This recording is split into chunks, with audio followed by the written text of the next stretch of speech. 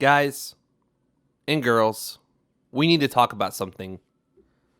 When I got into Android back in 2010, I had a Samsung moment and I had a little app on my phone, made a video, and then someone asked me a question and I was like, oh, that's easy. You just do this. And they asked me to make a video. And once I made a video on how to root your Samsung moment, or what you can do with root on your Samsung moment, then a how to root video, that's when things started to take off. That's when my channel started to grow. It didn't gain a lot of traction until 2013, but that's when it started to grow, and that's when people started to come, and that's when things started to get bigger. Now, back at that time, phones came with apps that you couldn't remove. There were things about your phone you just could not stand, and everybody wanted to change, and you couldn't do it. You weren't given that option. So then root was, a thing. I mean, it's been a thing for decades now, but for phones, it became a thing, and I learned about it. And for me, initially, it was, okay, I'm on Android 1.5. I can't even install things that need 1.6, and there's this early build of 2.1 out for the Samsung Moment. And for me, it was lots of research. Is it worth it? Is this going to be hard? Am I going to mess up my phone? If I mess this phone up, I'm out of luck. I can't, or I can't go out and buy another one. I'm just screwed. So after several days of rereading this post by Noob NL many times, over and over and over again, and going back and forth on whether it's worth it or not, I finally did it. I rooted my Samsung moment and had Android 2.1 on there, and all the apps I couldn't access, like Twitter. The stock Twitter app back in 2010 wouldn't let you use Android 1.5, which was on my Samsung moment, but you could use 2.0 and higher. So I was able to install Twitter. So long story short, I've been rooting for a long time, and it's just been like the last year that I have just felt that it's just not what it used to be, and it's not something that I have to have anymore. That being said, if you still root your phone, there's nothing wrong with you. I rooted this one right here. This one is currently rooted. If I go on vacation, guess what I have to do? I have to turn this device off, get my SIM card ejector, pop my SIM card out, put it in this phone, boom. I have a phone that's on my account, and it's rooted. It's ready to go. I'm not saying you shouldn't root your phone. I'm just saying, with the way things are today in Android, if you don't want a specific app, all you got to do is go to it and uninstall it. Or in Samsung's case, sometimes you do have to just disable an app. Like, this is a T-Mobile phone, so some of these apps are going to just be on here. But that's not a big deal. They're not intrusive. They don't get in the way. They're in their own little folder. They don't bother me. Under Samsung, there's not very many to bother you and get in the way at all either there. And so for the most part, 98% of the apps on my phone are apps I want on my phone. So I have no issue with staying stock. There's nothing on here that's just annoying me to the point where I have to go root. And I would swipe up on what's down here, but this is Samsung Pay, and my Bank of America card would be in everybody's faces. So yeah, you can use Samsung Pay and Android Pay without root, with no issues. When I go to the gas station, which I have done before, and I don't have my debit card on me, I forgot it. Maybe I left my wallet at home and I didn't realize it. Being able to open up Samsung or Android Pay and pay for my gas is amazing. Amazing. And if you root, you give up those options. I know some freaking person out there is like, ha ha ha, I'm rooted and still have Android Pay. There has been ways to root your phone where it doesn't know it's been rooted and Android Pay still works.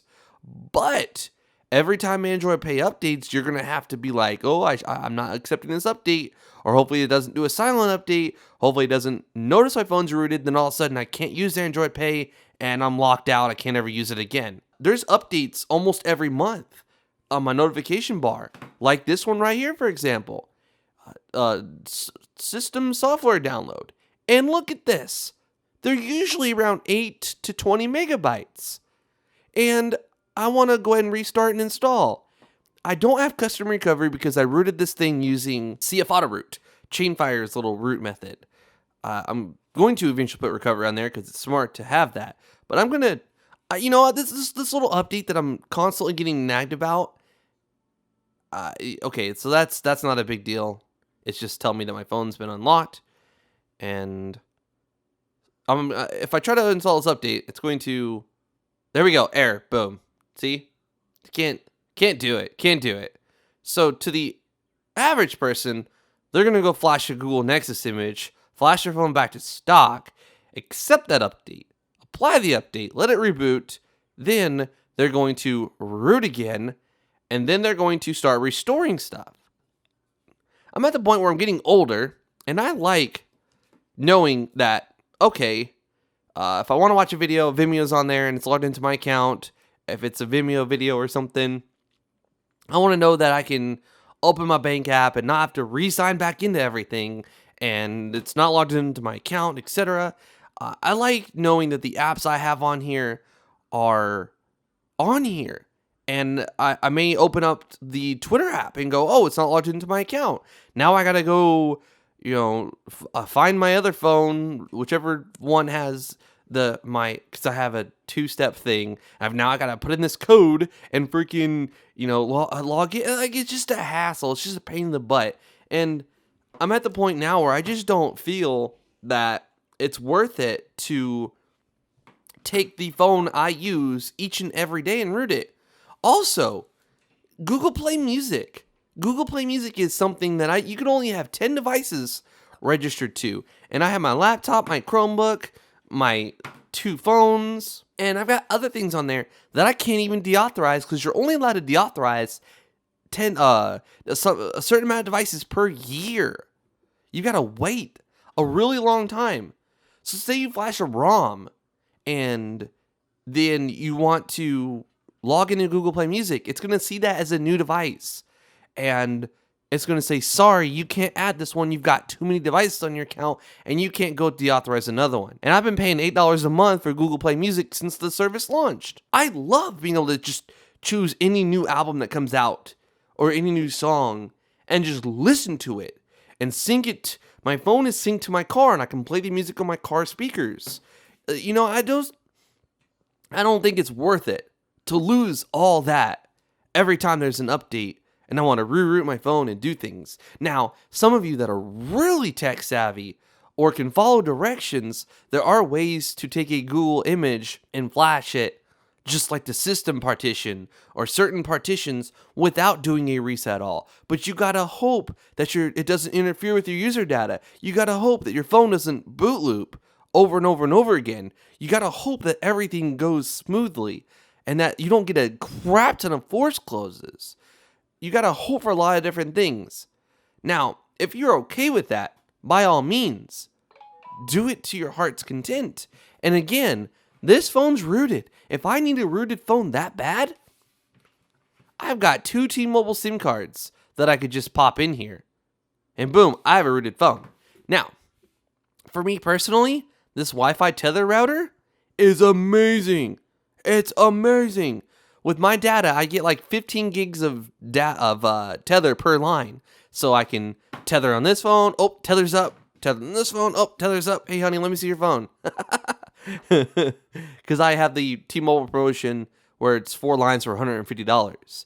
But I can go ahead in here and I can hit enable Wi-Fi router. And what this does is it takes my data that's 100% unlimited.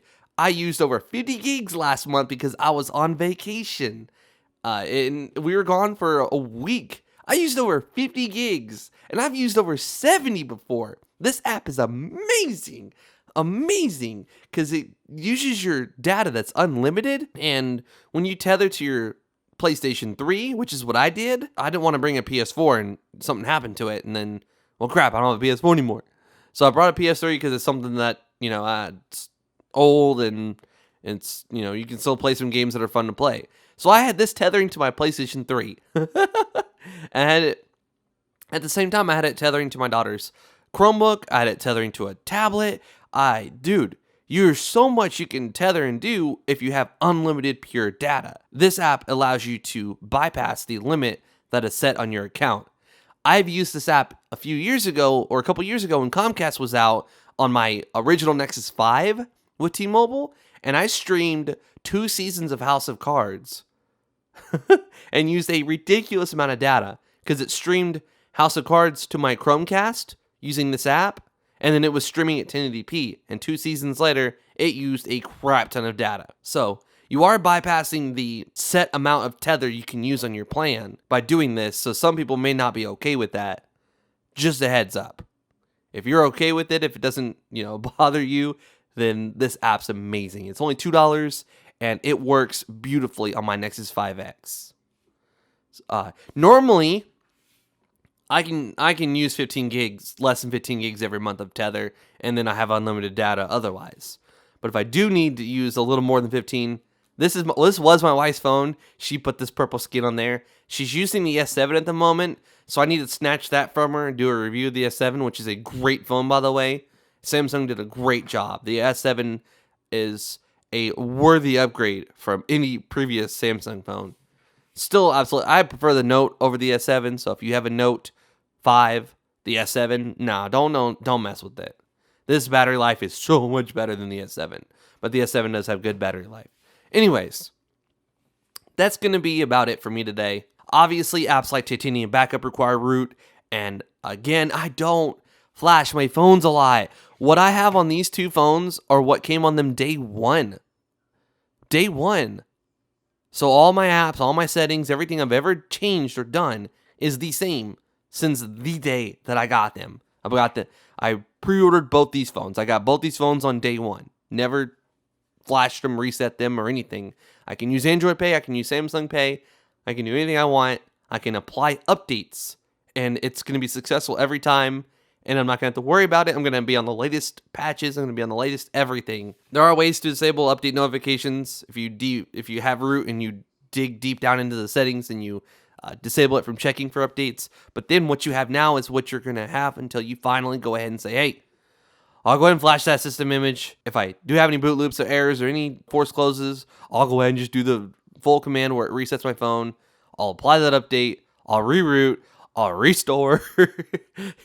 And then you got to have some sort of way to restore them because this is Type-C and this system memory. So if you run this Google Nexus image command and you flash it all, it's going to erase the entire storage on the phone. So you've got to have some way of having it backed up externally. It's just not something, in my opinion, that's worth it anymore. It may be worth it to you. That's great. That's awesome. I'm not trying to discourage you from rooting.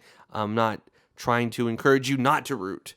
I'm just letting you know why I don't do it anymore and giving you my thoughts on it. Thank you for putting up with me. If you enjoyed the video, please do me a huge favor and click the thumbs up button. It takes 1 second out of your day to do so, and it helps me out. If you're new to my channel, please consider subscribing. Please follow me on Twitter and Instagram. This is What Would Josh Do, and I'm out.